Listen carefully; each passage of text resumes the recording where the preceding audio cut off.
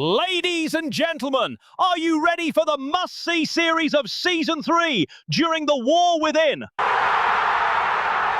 From the creators of The Holy One Crashes Out, The Yeeter of Many, and Tanking Under the Influence comes a series that none of you saw coming. That's right, Steve, so don't even dare to skip the intro, you little shithead. Starring the dude that got rank 1 in Season 1. And then topped it off by getting rank 1 in Season 2 on a completely different character, without any sketchy loopholes to claim that title on empty-ass servers, or anything like that. In all of my 82 years of living, I've never seen anyone making even the worst specialization work in such a convincing manner. And he makes it look easy, too! You know, my grandson told me once that this man prevented a desperate hunter player from jumping off of a bridge by simply suggesting to play marksman instead of beastmaster. What a true inspiration. Oh man, I bet there aren't many out there with the same kind of grid like this apex predator of a gamer. But what I truly wonder is, after over 2 years of putting off meta on the map, did he play every class this game has to offer? I don't know, Jeff. Let's ask the community! What's a class I haven't played yet in a series? Rogue? Rogue? Rogue? Rogue? Must be Rogue. I don't know, Rogue? 'Cause he likes dick. Hey guys, so yeah, welcome to our first Zero to Hero of Season 3. I actually never played a hunter as a series. Can you believe that? No? So I thought it's time. But before we get into this, let's talk to our new main character for a moment so you all know what's up. Is this thing on? Oh, we are live. Okay, so hey, I'm a young fanboy hunter twink with one purpose in life: to be a nuisance and a pain to all my party members. And because Beastmaster is the way, let me introduce you to my friends.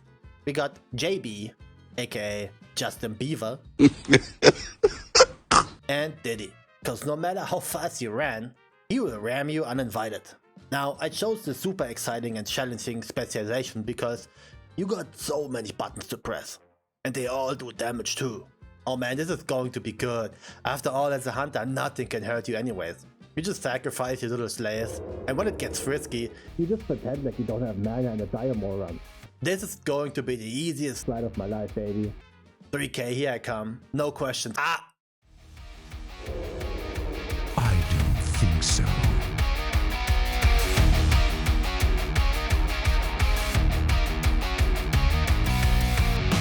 Oh, he dead. Nope.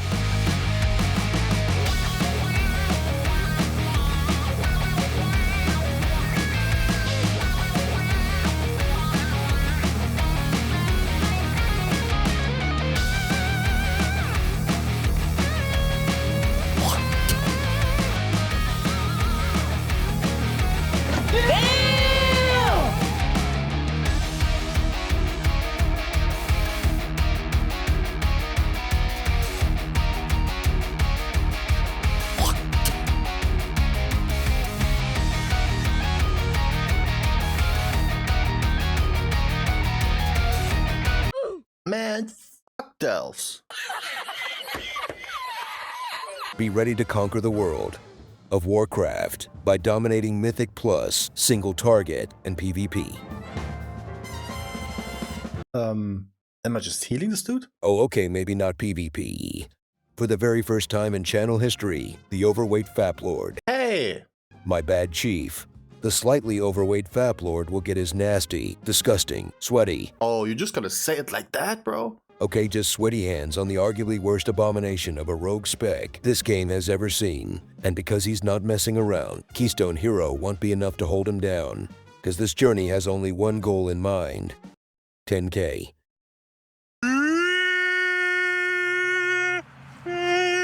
Be prepared. As with Season 3, we start to answer all the important questions like, What are you hiding? why is he not soapy? And Do you think I have big mom energy? whatever the hell that means. Oh man, that'll be the longest intro I've ever done, so help your boy out with just a quick juicy like in order to send more people this fever dream of an introduction. And let me know in the comments if you actually thought I'm going to play BM Hunter. Like, really bro? Come on man. But let's talk about it. Why Rogue? Actually, I wanted to play Rogue last season, But remember when I asked if you prefer a range or a melee for the next series? Well, you chose range. So here we are. For the first time in channel history, the Sneak Master 5000 will be unleashed upon the Muppets of WoW's Mythic Plus section to not only embarrass them on the DPS charts while swinging toothpicks to stab you, but you also get outdamaged by the guy who has more separate cooldowns than BM got rotational buttons to press. With that being said, today is the first episode, and we will talk about the rules and goals of the series. And for those that watched my Palace series last season, be assured we will actually talk about the goals this time, as well as the gearing process, what I did to prepare in the preseason week when 11.2 got released, and, of course, what will I personally expect from this series right away. But first, lore. Non-Soapy, our lovely undead Omega Ripper, got named like that because people hate fun. You're joking. This dude was named Soapy Titwank at first, but Blizzard had a problem with that. So I got thinking, everybody wanks, and everybody loves tits. And that's a fact. Which means being soapy was the problem. So to ensure to everybody that I'm a friendly player to have in your party, I had to become non-soapy. That's some quantum shit right there, man. Glad we got that out of the way. Now then, what to do when you reach level 80 in Season 3? Well, let's start with the new story in Karesh. Long ass story. A lot of flying, a lot of collecting, and even more of them juicy ass feet. But with the reward items, you catch up to the seasonal item level pretty quickly, if you happen to not play during Season 2 at all, which is fantastic.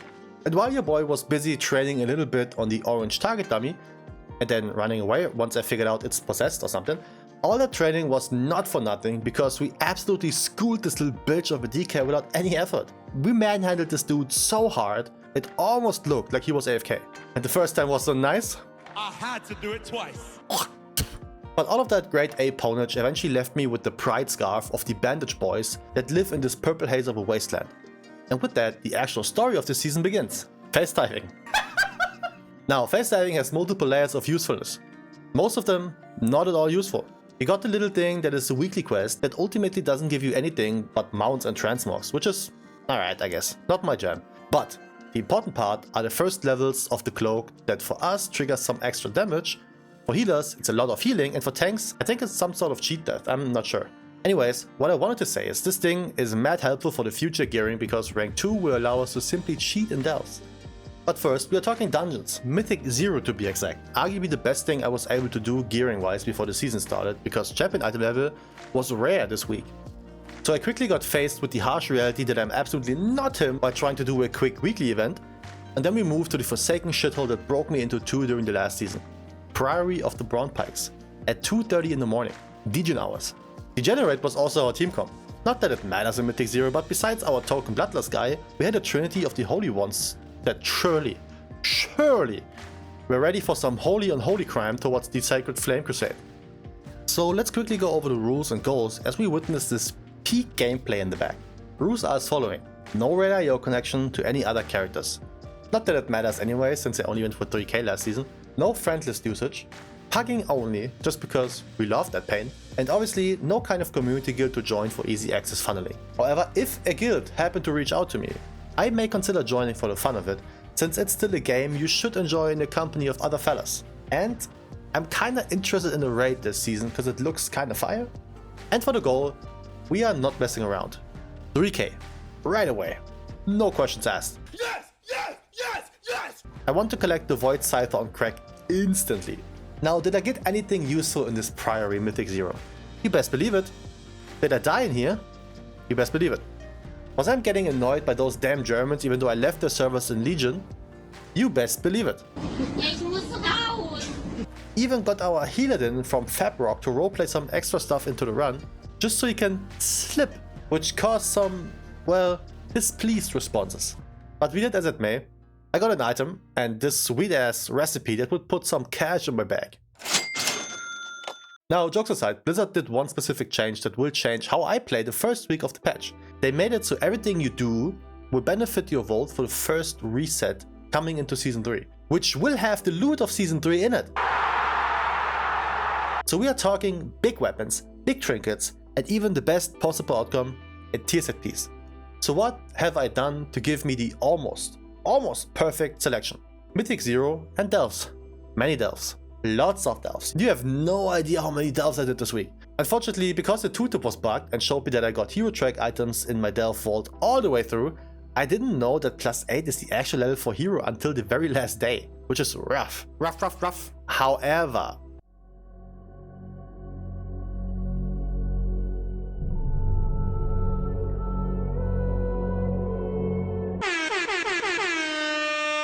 ooh, baby. Don't mind if I do, man. Hashtag blessed. Now then, to make sure we all are up to speed here, this is now officially the start of Season 3 of The War Within. And all of a sudden, we got so much shit to do. So Mythic Plus it is right away, is what I would like to say. Unfortunately, legit nobody queued up for my +2 floodgate. 20 minutes or so, not even a DPS. It was tragic. But I assume people are being overwhelmed with what's going on because we got bountiful delves, we got raids, we got Mythic Plus, and even time walking to be around, including a time walking raid. So instead, we continue to grind. Now apparently the new Nemesis boss for this season also spawned last week, but I didn't get to see it. So it's time to summon that bad boy and grab some mad extra loot. Huh. Oh wow, so that bitch not only just one-tapped my ass back to Narnia like a stepdad with a new belt, she also left me a bag of goodies telling me that I'm a little bitch. Just like a stepdad with a new belt. That went kinda well. So before jumping into keys and providing the most useful and not soapy version of yourself, we do LFR in hope of any more tier sets, since both legs and hands drop in the first wing.